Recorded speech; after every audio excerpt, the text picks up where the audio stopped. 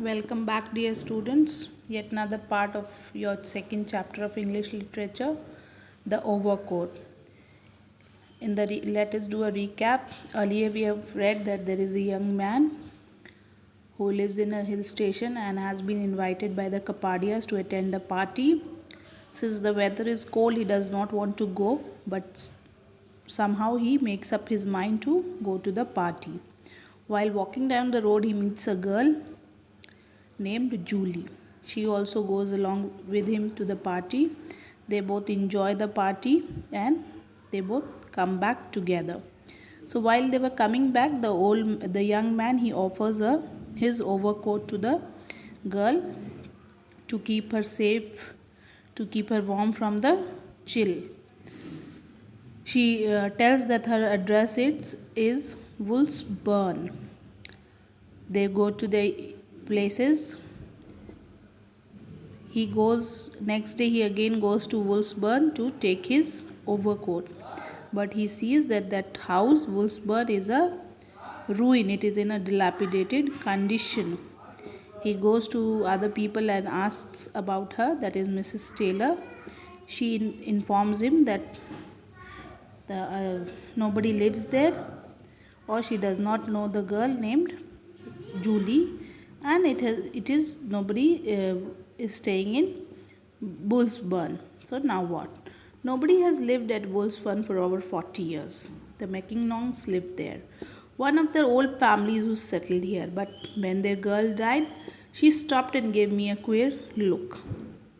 I think her name was Julie. Anyway, when she died, they sold the house and went away. No one ever lived in it again, and it fell into decay. But it couldn't be the same Julie you are looking for. She died of consumption. There wasn't much you could do about it in those days. Her grave is in the cemetery just down the road. So this Mrs. Taylor informs him that Julie, the Mackinnons, in Woolsburn, Mackinnons lived around 40 years back. Okay, and maybe they had a girl and their girl died, and then she stops for a while because she feels that the name of that girl was also Julie. But then she does not want to think further, and she says that maybe this is not the same girl you are looking for, because that girl died of consumption. Consumption is a lung disease. So she said that time there were not much medical care and things like that. So she died. These people, they sold the house, but nobody was able to live in the house, and they left the house like that, and that house has been decaying, means ruining down, because nobody was there to look after the house. And she also informs that the house is near the graveyard of that girl Julie is in the cemetery, which is just nearby. So what happens? I thanked Mrs. Taylor and walked down slowly down the road to the cemetery, not really wanting to know anymore, but propelled forward almost against my will. So he did not want to know much about this thing, but still, though he did not want to know, but somewhere he was curious, so he just went to that place, and he saw that this cemetery was a small one, and it was under the deodars, means the trees were there, and he could see the eternal snow of the Himalayas standing out against the pristine blue of the sky, means clear blue sky. Himalayas could be seen, the deodar trees, and under that there was this cemetery, and there lay the bones of forgotten empires, builders, soldiers, merchants, means they all were, all were buried there, adventurers, their wives and children. It did not take me long to understand or find out Julie's grave.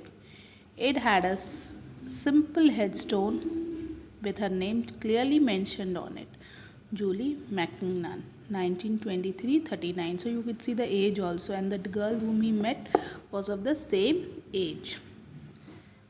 Taking the rest with thus one moment, taking the next, God Gone to her maker, gone to her rest. So that was the headstone which was written, and on the headstone it was written, her name was there, the age was mentioned almost, and a few lines were written that she is no more. So whatever he had thought, whatever he had been informed, to an extent he could make out things now, figure out things. Some mystery is being unfolded over here. Okay. Although many monsoon had swept across the cemetery, wearing down the stones, they had not touched this little tombstone. It was turning to live when I caught a glimpse of something familiar behind the headstone. I walked around to where it lay. Neatly folded on the grass was an overcoat.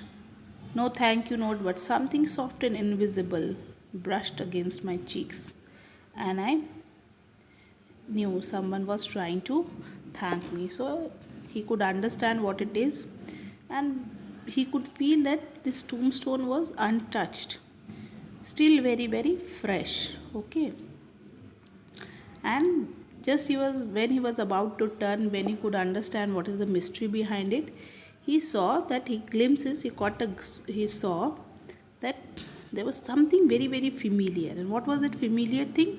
It was his same overcoat which he has given to her the night before to wear. So, and there was no thank you note, nothing, right?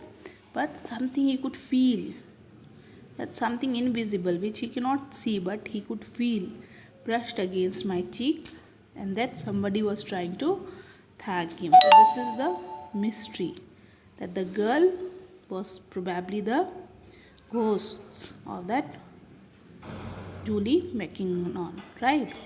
Please read the chapter, go through it, learn the spellings, and in a day or two we'll give you the question answers which you have to copy in your fair notebooks. Thank you.